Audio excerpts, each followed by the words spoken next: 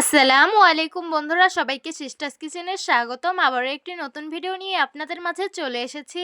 আজকের রেসিপি হলো খাসির মাংস ভুনা, তো দেখতে থাকুন। প্রথমে এখানে আমি খাসির মাংসে লেবুর রস দিয়ে দিব, যাতে খাসির মাংস থেকে আলাদা একটা বাজে স্মেল না আসে। খাসির মাংস লেবুর রস দিয়ে আধা ঘন্টা মেখে রেখে দিয়েছি, তারপর সুন্দরভাবে ধুয়ে নিয়েছি।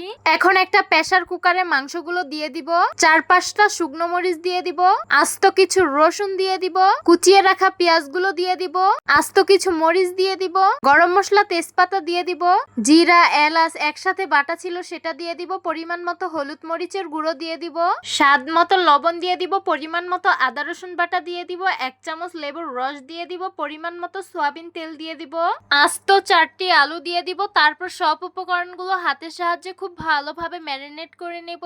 যতক্ষণ পর্যন্ত না এটার থেকে সুন্দর একটা স্মেল আসছে ততক্ষণ পর্যন্ত এটাকে ভালোভাবে ম্যারিনেট করে নিতে হবে।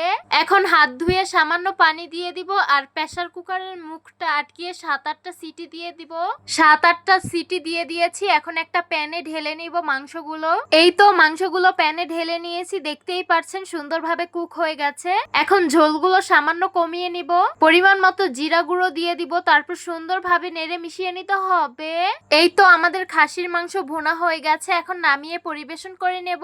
এই তো গরম গরম খাসির মাংসের ভুনা পরিবেশন করে নিলাম। দেখতে খুবই লোভনীয় লাগছে আর খেতে কিন্তু খুবই সুস্বাদু হয়েছে। তো আপনারা অবশ্যই এভাবে একদিন খাসির মাংস বাসায় ট্রাই করবেন, এটা খেতে অনেক সুস্বাদু।